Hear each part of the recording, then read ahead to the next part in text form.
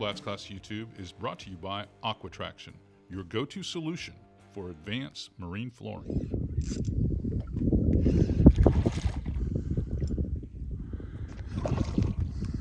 What we're doing today is we're doing a little pre-fish ahead of the Take Stock in Children tournament.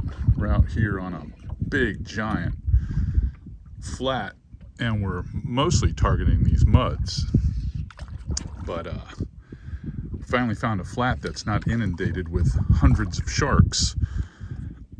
So these and all these fish seem to be pretty solid fish, and we've been throwing a variety of soft baits and these bugs jigs, which really do an incredible job of imitating the small prey that's out here in the grass flat. So I'm going to pin us down here with the power pole, and then I'll be down to help you. As you can see, we are catching these fish in this thick grass, and they're tailing in the grass or they're working the stingray muds. And it's as simple as just push poling these flats out here in Florida Bay and looking for not only the mullet muds and the catfish muds, but the stingray muds. I'm gonna let you let that one go, Blondie. Okay. Back in the drink it goes. Ouch. All right, here we go, buddy. Right into the grass. He completely disappears.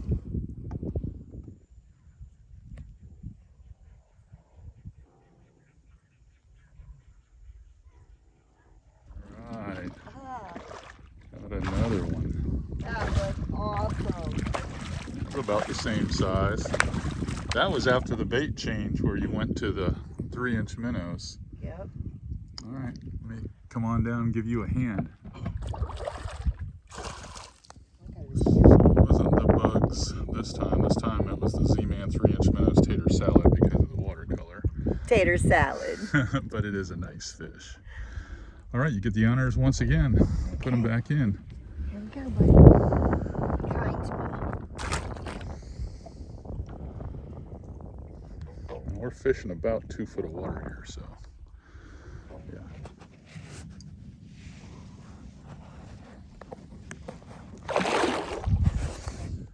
So we are practicing for the Take Stock in Children event put on by the Rotary of Key Largo. That's the goal for this weekend if Invest 98L doesn't change that. So we spent a little time yesterday fishing, and we've spent today trying to look at new areas, and we have found all the redfish we can handle. Can we find the right size redfish? Well, that's been a challenge. Today, Blondie's caught several in that 25-inch. Yesterday, we caught several in the 26 to 26.5-inch range. Probably not big enough. We know where we can catch some trout, so we didn't waste any time in our pre-fish for that. And we've located 3 or 4 larger snook zones, you know, fish that have a chance to be over 30. And up here where we're red fishing, we're catching plenty of the small stuff, the small snook. So probably spend the shallow water stuff all on the redfish, trying to get lucky. Do a little bit of jigging in the channels for the speckled trout, and then fish some of the islands for some of those larger snook. Going to give this a little bit longer, but we're starting to lose our light, and the tide's starting to flatten out. We got lots of floating grass, so probably be out of here in another 30-40 minutes. Another one trying to get it. Two. We'll school him. You got the biggest one. You definitely got the biggest one, girl. I don't know. That second one's pretty good size too. That is a great fish. Right out of that mud. Well done. Well done. That was awesome.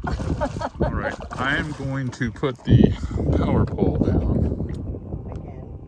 Again. Didn't even go 30 yards. And then that fish is going to be upper slot. Okay, let's hope so. I'll bet that one's upper slot. I could see all the redfish on that one. That's a heavy fish. I can just tell the way he's pulling on that setup he got. All right, I'm popping down, help you out again. Killing it today. You are killing it today. It's a good practice day before the tournament, knowing that you're going to catch fish, you know, in this class. It is good. It really is. I'm going to take that one off your hands and release them myself. Okay. All right, give you a little idea what we're prepping with. This is not the setup we're going to fish the snook on the islands or even the trout. But for these redfish, where you have to see them from a long distance and make a nice smooth cast, we're using 8-pound Power Pro Super Slick V2. We've got that tied to a piece of 12-pound leader because the tournament rules are you have to use IGFA 12-pound leader. You are allowed to add a piece of bite tippet, and we are going to add a piece of 30-pound, 6-inch to 8-inch long bite tippet just to have something for those snook. The actual bait we used today that had a lot of success on the reds was this little tater salad 3-inch minnow from Z-Man.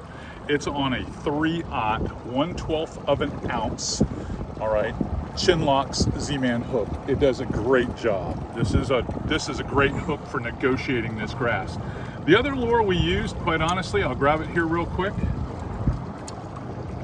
is the Bugs Beastie. This is the little beastie bug.